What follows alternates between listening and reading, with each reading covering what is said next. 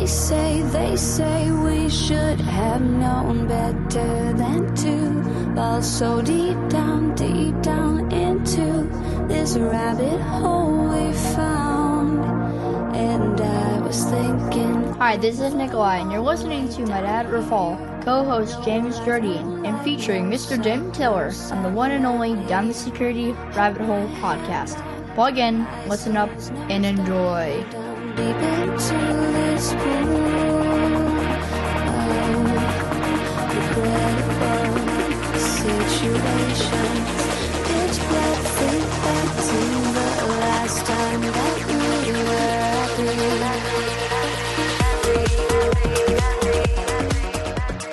Well. Good morning, good afternoon, and a very good evening. Welcome down the Security Rabbit Hole to another edition of the Down the Security Rabbit Hole podcast. I'm Raph. Below me is Jim. The other two are Jeff and Anton. You probably know them. They've been here before, but real quick, I want to say thanks to everybody that's been on our LinkedIn page and help grow that. You know, as you guys repost some of the shows that we post up and engage in these conversations to help spread the word.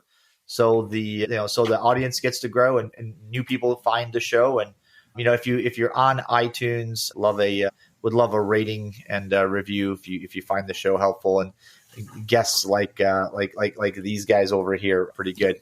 And all right, so without further ado, a funny thing happened at Black Hat. I had breakfast with Jeff, and we decided we were going to talk a little bit about ADR. And to me, it's news, right? It's a new thing. And then Anton went ahead and blew up the SOC triad and made it a square. And suddenly I find myself going, we should talk about that. And here we are. So, Jeff, welcome. Thanks, Raph. Good to be here. Tell the good people who you are and what you do. Yeah, so I'm Jeff. I'm the CTO and founder of Contrast Security. We focus on application security and ADR. And I've been in AppSec for a little over 30 years. We started working together back in the early OWASP days and forever ago. Kind of grown from there. Yeah. Early OWASP days is a good way to put it. Back when it was slightly still chaotic. I don't know if it's changed. Has it changed much, Jeff? It's actually still growing. I just got back from LA. I spoke at the LA chapter. They have 80 people showed up for the chapter meeting, and they've got 3,300 people signed up as members of the chapter. It's really, it's really an awesome group. I remember speaking to the LA chapter several times. I got asked out there, and it's always that. It was always back then. It was a huge audience. Some of these places you don't expect to have a big OWASP or local ISSA presence, ISACA presence. Just huge crowds show up, and it's awesome to see. Obviously, they come to see people like you talk, but it's cool to see that. So, welcome to the show, Anton. Hi. What happened with me? I'm still here. I thought it's the connection again. Yeah. No. I'm just saying hello, and hello. And sure. Don't leave us. I'm not doing another intro because I know you guys would make fun of me if I would be like former Gartner analyst and Raph is like jab. So I'm not doing that. I love analysts. I'll just go with the Anton Chuvakin. Somebody called me that, and I'm sticking to this. You are the Anton Chuvakin. I love it. All right, 100%. Jim, I think we should probably start with hey guys, what is ADR for the masses that don't pay attention to every new buzzword that hits the market thanks to analysts? Well, all our listeners right now are Googling. Jeff, tell us what ADR is. Well, it stands for Application Detection and Response. And the idea is that there's sort of a gap in your detection and response capabilities. You've got probably EDR and maybe CDR and SDR, and there's really nothing watching what the applications are doing inside. And I think, sort of the more importance that APIs and apps have in the world, the more we really need to look inside and see what they're doing and do things like detect attacks and anomalies and things like that and make that visible to the SOC. Makes sense. And I think that, of course, there will be somebody who thinks this is too complicated and who is used to explanations like, oh, it's just like Uber for blah. So I did meet somebody who said that ADR is like EDR, but for applications. I have a love-hate relationship with this. I sort of see their point, but it's also kind of a little weirdly shifting things to like, let's just install an agent. So I'm torn about it. I think that it deserves to exist as an explanation, as a 2 second. If you have 2 seconds, I'd probably say it's like ADR, but for applications. If I have more, I'd use yours. Yeah. Yeah, but we're thinking about it. The agent point is good because everything used to be an agent, and now, rightfully so, I think security has realized that the rest of the business has become allergic to agents because, good God, do we need another piece of software to call it in the name of security on something else to do yet something else? Jim, remember when all we had was like the vulnerability scanning agent, the software install agent, the antivirus agent. I think it was just those three. It was just those three. And I remember as the years went by, the taskbar, now I'm myself, right? Yeah. And all of a sudden it's like, and you're like, what's all this junk running on my box? Totally. The difference with ADR is it doesn't really run as part of the platform. It runs in the application layer. And so it's instrumenting and collecting data from there. It's really part of the app. And so it's different than something that installed into the kernel or like an eBPF filter or something. ADR runs in application space. Wait, are you saying it's running inside, let's say if I have a thick client, is that what you're saying? Like in the application or in the browser? Sorry. So, generally ADR is talking about stuff that runs in the data center. So APIs and web applications and, sort of back end stuff. That makes sense. Okay. Yeah. So go ahead. Given that we are doing this whole kind of slightly chaotic show, of course, that's high down the security rabbit hole. Yeah, you gotta tag on my format. Yeah, I'm just gonna dump two of my hesitations about all. Go of ahead. This. So I had two. One of them was back in my Gartner days. A fellow analyst invented a thing called RASP. I think it was called real-time application self-protection or something. And my impression was that the entire world, except for him, really hated it. And RASP just died a quick and painful death. Actually, not just that it was quick, but at the same time painful. And so this is something that struck me when I spoke to ADR vendors today. I always remind them of this ghost of RASP and how it died. So I wanted to like tell me why you won't follow RASP down its demise. And the second concern I have is, of course, there would be another crowd of people who show up and say, all this application telemetry is just logs. And by the way, I'm not in that crowd. But there would be people who say, you say eBPF, I say application logs. You say blah, they say whatever log type. So in theory, I should have compassion to that crowd. But I kind of don't, because I see enough of uniqueness in ADR. Kind of like equating EDR with Sysmon is silly. And so equating ADR with application logs is also similarly silly. So these are two things that I have. Yeah, so on the first one, RASP was really good technology, but it was sold to development teams. And then the development teams had to go sell it to the SOC. And so it never really caught on that way. And ADR is really designed for the SOC. It's built for, detecting incidents. So it just, it's similar technology, but all the language has changed. The UX has changed. That just the philosophy of it is changed, and even the go-to-market has changed. So I feel like there's a lot of interest in ADR. People, and it's a different time as well. Like people see the risk and the gap. Now, to your second point, trying to do AppSec with logs is pretty ridiculous because the data you need is not in the logs. Like all you see in the log is like stuff developers thought might be cool to log, like exceptions and random weird debug stuff. So you're never going to get like a good picture of what's happening from a security perspective. So that's really what the ADR does, is it adds in that it doesn't log it. It gathers it as telemetry and then reports it into, a streaming data architecture and builds a graph model out of it and all that. Like it's different than just stuffing stuff in logs and trying to collect it in a SIM. Is it signature based? I mean, what is it basing its detection mechanisms on? So it watches the behavior of an application. Let me give you an example. Like imagine a SQL injection attack comes in to an application. So instead of trying to stop it at the perimeter, like a WAF might, and would make a lot of mistakes, instead that data reaches the application and the ADR watches it as it goes through. It watches the execution of each request as it follows through the code. And so if that data makes it into a SQL query and modifies the meaning of that query, that's when ADR can detect it and say, hey, that should never happen. No users should ever modify the meaning of my queries. And then it flags it and can be enabled to stop that attack. So you can, either use monitor mode or block mode, and it'll report it all back up into the SIM and so on. So can I ask the question that you might laugh at, because it's been a while since I've lived in AppSec, and I'm sure somebody's thinking this besides me. And I asked this over breakfast. And how is this different than WAF, like an evolved WAF, or is it?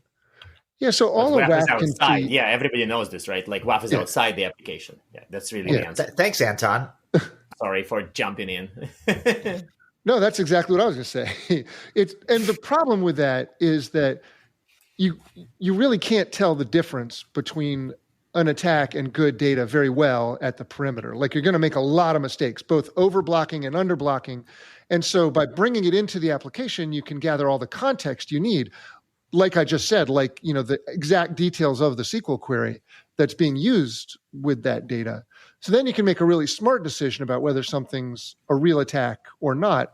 And, for certain classes of vulnerabilities, RASP is like 100%. It's hard to imagine bypassing it. One of the things I'm very curious about is when we talk about applications, especially on the backside or in the cloud, and there's a lot of integration activity, multiple layers of integration, and how these things are interacting together, which I think is really up in the ante for the need of what you're talking about. Let's call it what it is, right?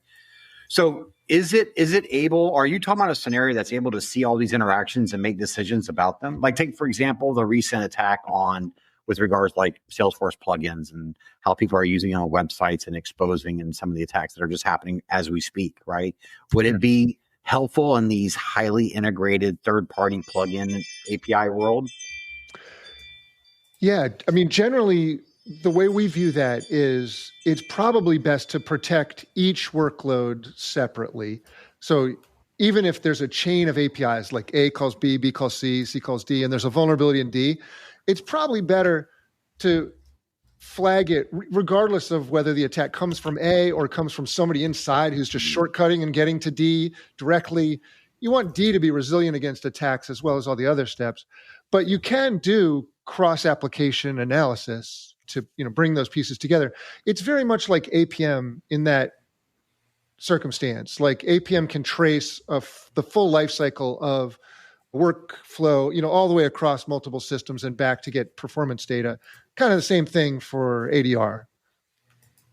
Okay, maybe I'll ask another question that Anton's going to tell me is stupid and everybody knows the answer to, but I'm very mellow today. I don't know what happened. But I love having fun with you, buddy. No, so does this, because the application, every app behaves differently, right, Jeff? Like, there's no consistent pattern for application design, application behavior. Every developer's got their own thing. Every team's got their own way of building. An integrated ADR thing, how does it understand the application? Like, how do you do that? What's the magic behind it? Because if it's not just blindly pattern matching, how does it work? You also have to add a little twist. Can I add a little twist? Yeah. Because I think you stopped a tiny step away from can it do business logic attack detection? Yes. Because I felt like you were going there, but you didn't quite make it there. And I feel like that's probably the trickier level of the same question. Yeah, so let me talk about simple rules, and then I'll talk about business logic stuff. So imagine putting sensors all over the code, and you put sensors on things that are relevant to detecting an attack. So, when you read data out of the HTTP request, relevant. When you do, validation and encoding and stuff, it's relevant. What systems you call on the back end, all relevant. So then the pattern is a pattern of those behaviors. And if you see, data that comes in and is not validated or escaped and goes to SQL query, you might say, hey, that's a SQL injection vulnerability. If the data modifies the meaning of the query, then it's an attack. And it's those behavioral rules, not syntactical rules or, like source code, AST kind of rules. These are behavioral rules applied to the application. And they're very close to the definition of these vulnerabilities. Like if you parse an XML document without turning off the features in the parser that allow for XXE, then that's an XXE vulnerability. And if you see that the headers contain an attack, then that's when you report the attack. So it's very close to the definition of the vulnerability is what the rules look like in ADR. So this is the same. So I'll make the analogy, and this is very similar to the way like antivirus behave by identifying patterns or like of the attack itself. EDR is looking at how systems behave and how exploits behave and identifying that. I think that's a pretty good analogy.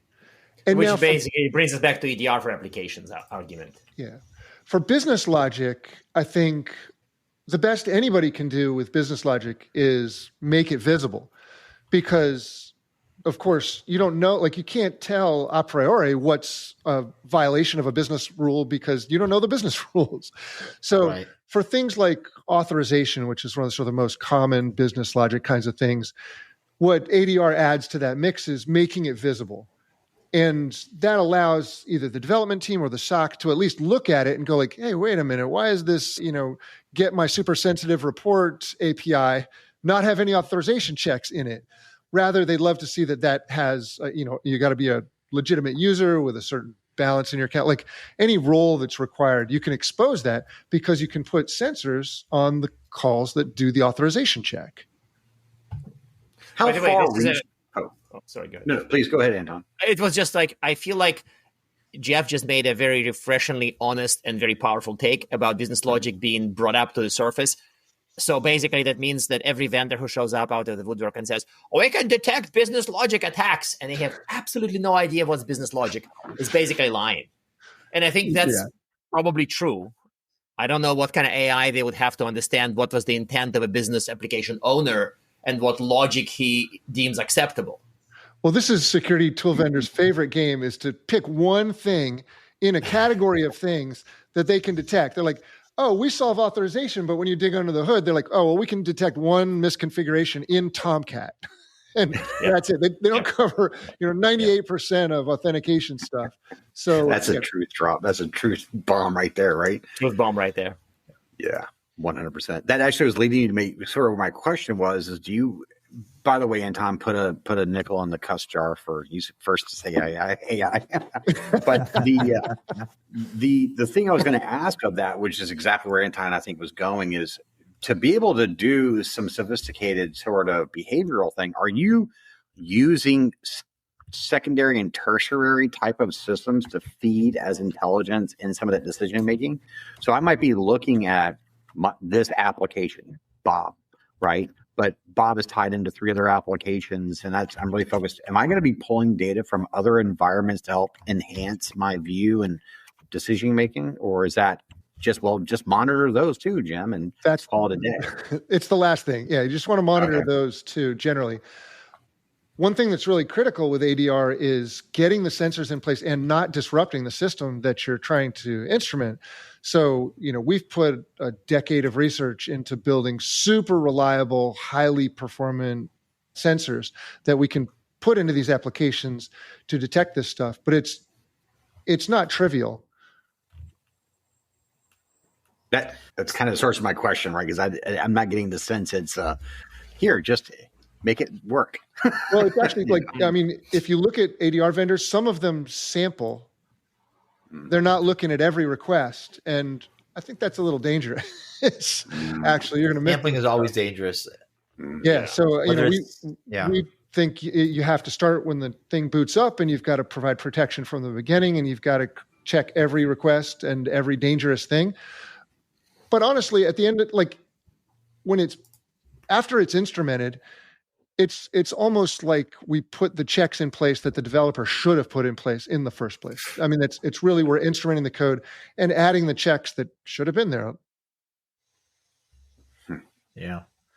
By the way, I as you guys are talking, business logic errors was CWE 840 category 840. And I looked up like when like Jeremiah talked about it in 2006. I gave a talk about it in 2011. Only 5 years later, still relevant. And I bet it's not less relevant today. That's funny. It's super relevant. But again, there's that trick. Like most vendors would define business logic as all the stuff their tool can't find. And it's very neat because then it sounds like they're only not doing one little thing. And there's all this stuff that they find.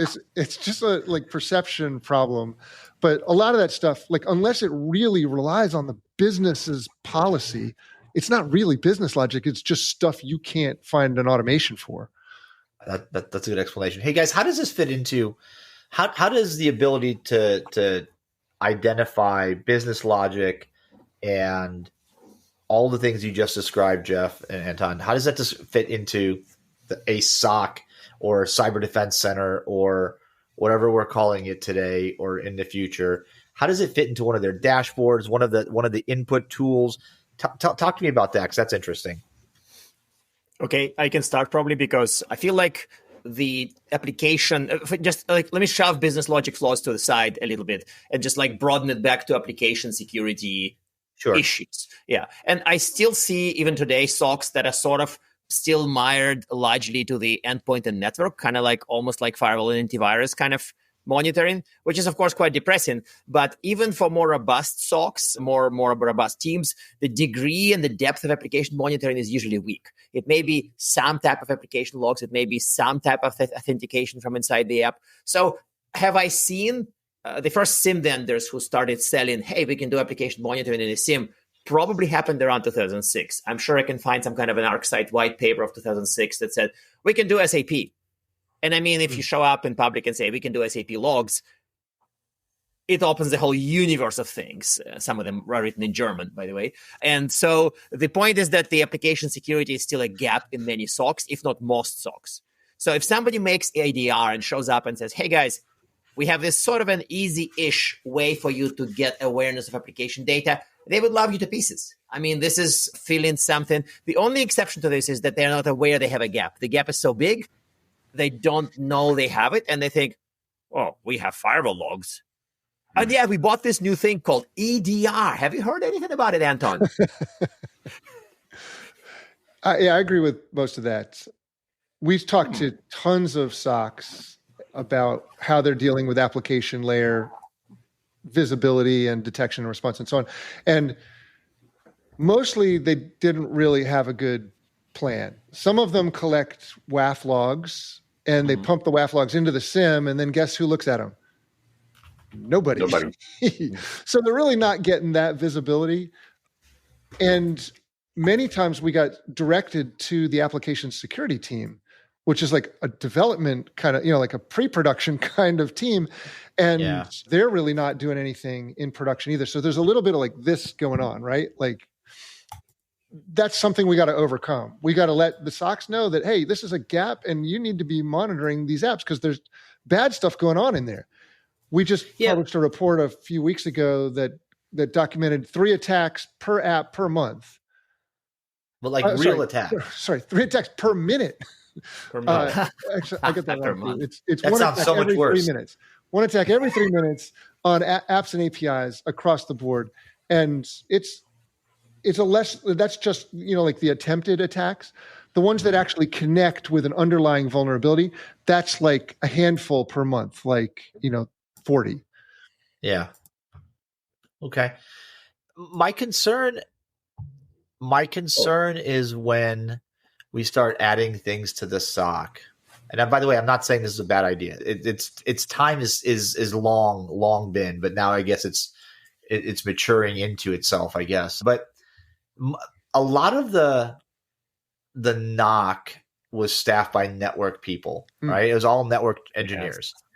The SOC grew out of a specialized NOC in my experience. I'm sure there's others and other ways to get there, but the SOC, Security Operations Center, the Cyber Defense Center, is largely people that understand networks, and then in smaller pockets, people that understand adversaries.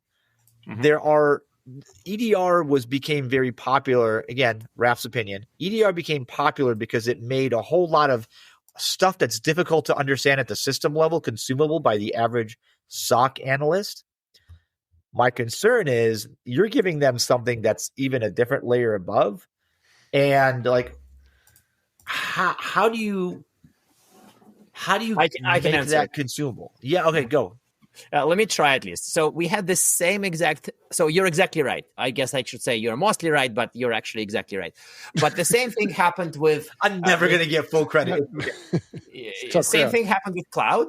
And while we can debate whether CDR is a real category or not, it's not really the point. The point is that a lot of SOCs really didn't get cloud.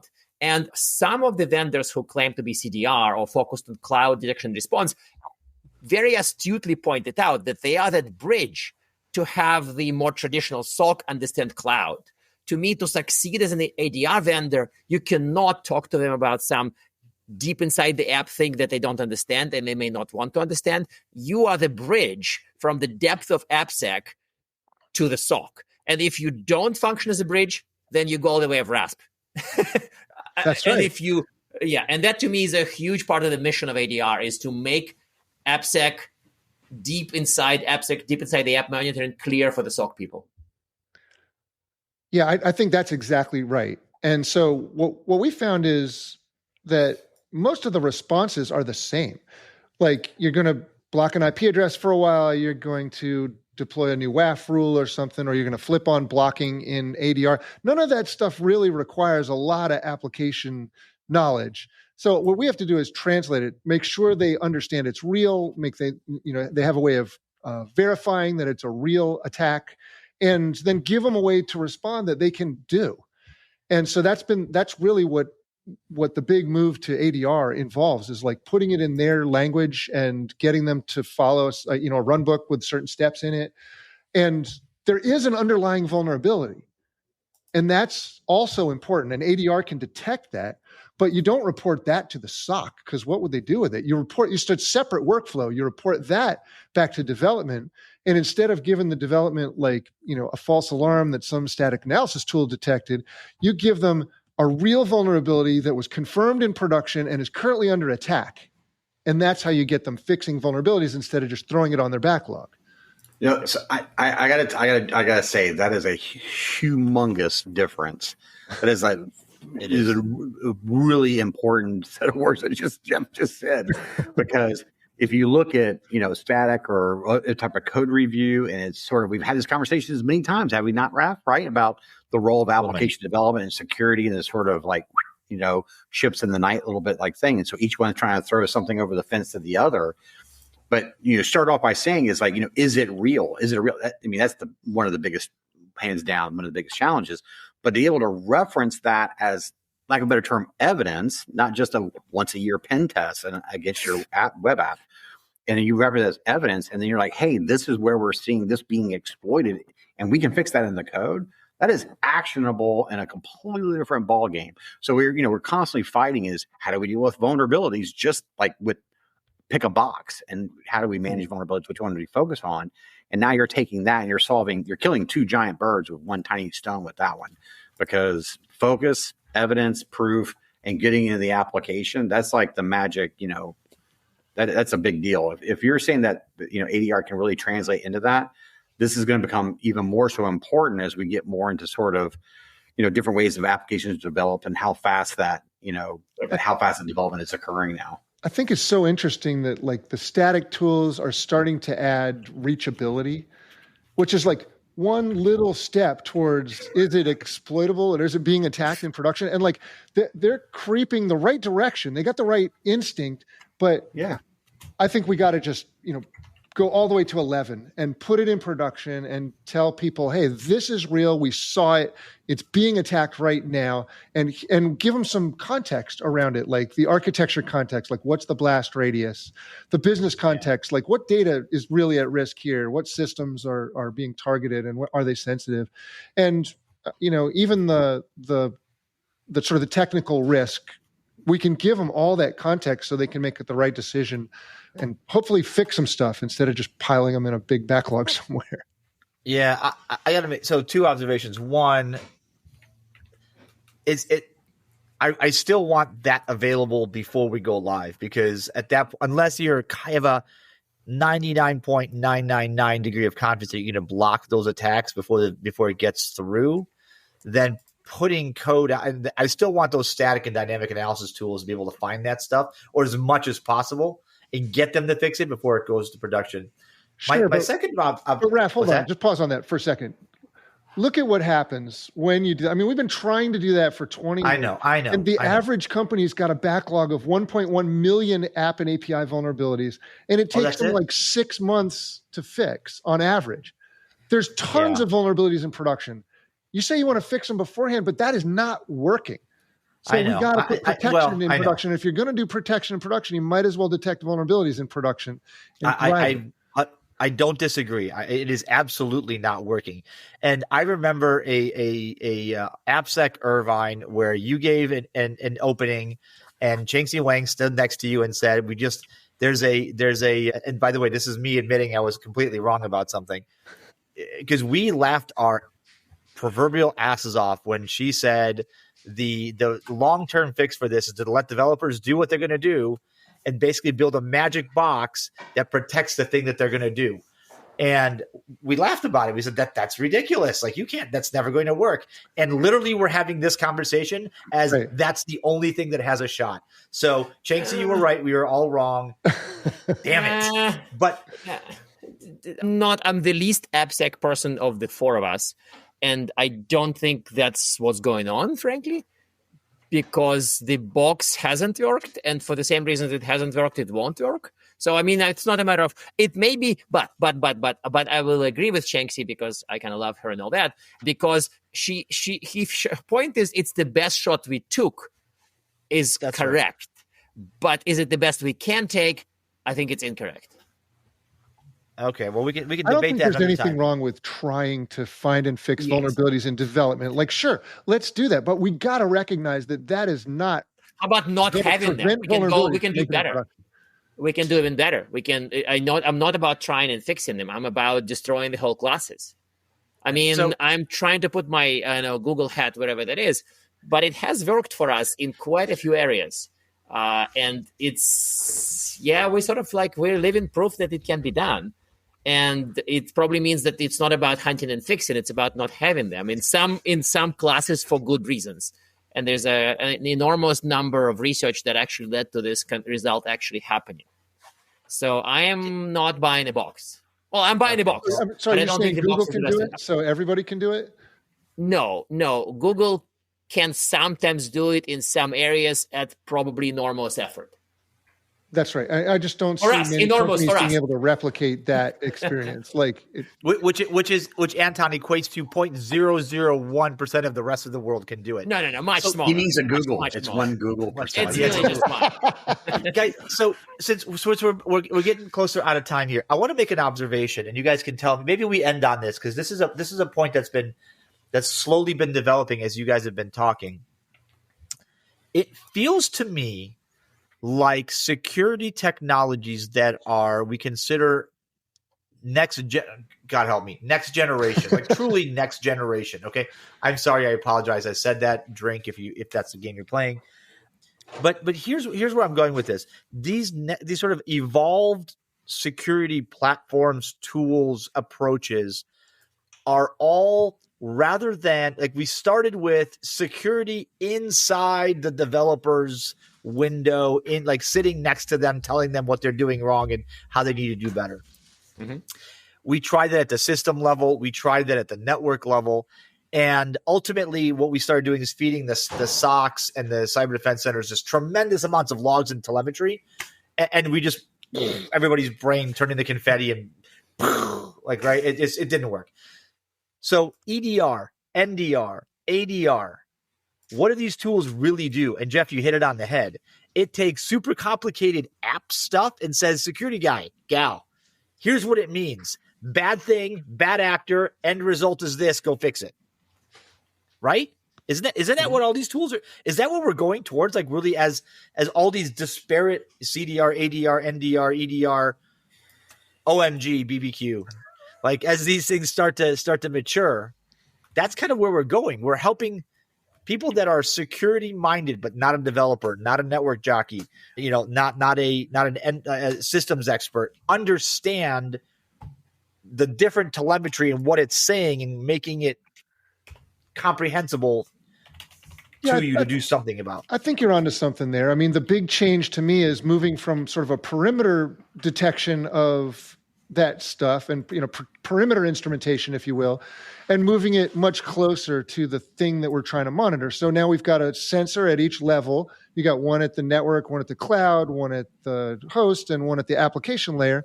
And those are directly observing the thing that you're trying to protect instead of trying to do it, from some level removed where it's much, much more difficult.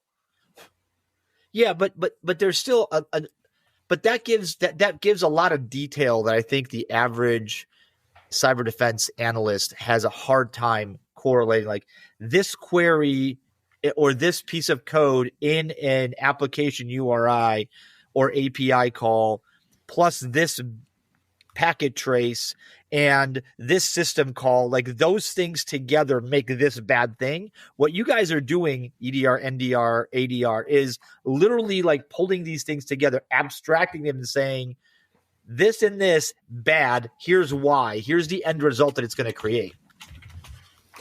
I think that explaining a specific domain to general knowledge security people, detection response people, is a reasonable take. Yes. I summarized it to a one-liner, but yes, that's a reasonable take. Yeah, that's a good summary, but I think that's necessary. Yes. But I think that's necessary because we've had security has spent 35 years, Jeff, trying to be in all the specific domains, and it has not worked. Not in cloud, not in AppSec, not in systems, not in network engineering. Nowhere has that worked to a reasonable degree.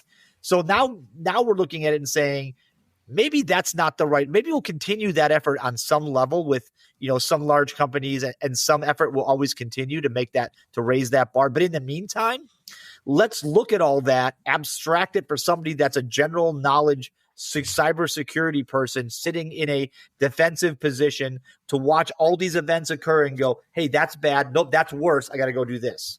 Yep. One pushback I've heard to ADR is that, well, I've got a WAF and I've got EDR, and so if anything happens inside the application, I'll just detect it afterwards.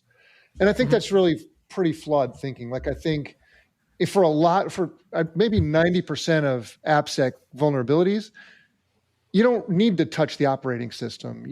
So you're not going to detect it with EDR. The attack is not a command injection, and it's not a file traversal. It's SQL injection or XXE or unsafe deserialization or any of the zillion other things that stay inside the application and don't need to go to the other layers. Yeah.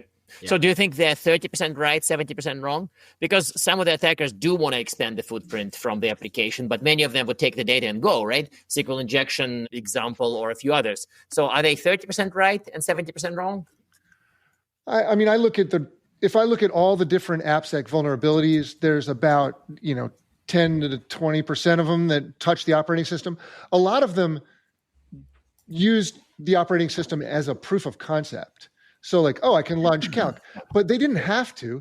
They could have done anything else they wanted to inside the application. They could have turned off access control or stolen the database credentials or any other thing. And so like, just relying on EDR is, I think, really pretty dangerous. Okay, I'm going to drop. Sorry, guys. This was really fun. And this was fun. This was fun. Yeah, you can make all the jokes about me now because I'm leaving. So we make those jokes when you're here, Anton. We're not cowards. And thanks for the new SOC quadrant. Oh, sure. Yes. Please add a link to the show notes. And as a person with big ego, I assume when I leave, it would be all about me, right? That's fair. Right. You're an analyst after all. Bye-bye. Right. Reformed. All right, guys. So take care. Thanks, Anton. All right. So guys, to kind of close this out, I like this idea. And I think that us abstracting and creating these pathways for more general knowledge to do more specific things easier is the right way. So detection and response, whether it's application, network, or endpoint, right? Detection and response seems to be where we're pointing the compass now for the next iteration of security. Call it 10-year cycle, 12-year cycle, maybe shorter, right? Maybe 7 years. But anyway, that doesn't matter. I think that's where it's going for a bit. I want to see the efforts to make things at the pre-production level continue, but I think that at some point really soon, if we're not there already, we're going to start hitting the law of diminishing returns. Yeah, I think that's right.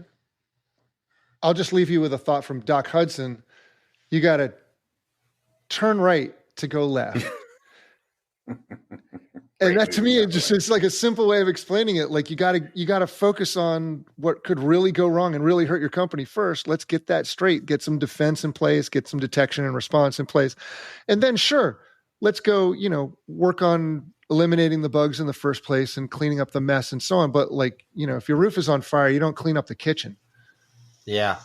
I tell you what, though, I did not think we were going to end this show on a Cars quote, but here we are. Absolutely. And that's how we all know we have kids. All right, Jeff, it's been awesome. Anton's already gone, so forget him. But just kidding, Anton. You're a great guest. Thanks for joining us, Jeff. This is great. The explainer is good. I like where this is going. I think the really the impactful stuff is really marrying. And, this is the stuff the Sims were trying to do, but still all suck at, is marrying all these things together. I see a network event. I see it then hit the application and does this, and then it triggers, or maybe not, something at the endpoint level. How does this all create an event that we care about, and what is the resultant action, and what's the possibilities of bad or good as a result? I think it's a good place to end. Thanks, Jeff. It's been awesome. Thanks, Raph. Good to talk to you, Jim. Good talking to you. Always good to have you aboard. We'll probably get you back. This is fun. These conversations that we have in the over coffees and breakfasts and lunches and dinners and in random places at Black Hat always result in good stuff like this. So I appreciate you, Jim. Awesome having you as a co-pilot. Thank you, sir. Good times, folks. Thank you so much for listening. This has been another episode of the Down the Security Rabbit Hole podcast. Go check out Jeff in Contrast if if application detection response is something that piques your interest. If you're an AppSec, you're probably already doing it, but just in case, the explainer is good. I think it's a great way to, if your leadership is looking at why are we spending money on yet something else? I think this is this episode for me turned into a really good way of lots of analogies, lots of good reasons why this is a good place to go. So until next time, we'll catch you guys another time, another place on another Down the Security Rabbit Hole podcast. Read the show notes, spread the love. We'll talk to you guys later. Bye-bye. This is Bella. Thanks for listening. Don't forget to leave my dad a review and share this with your friends. Bye.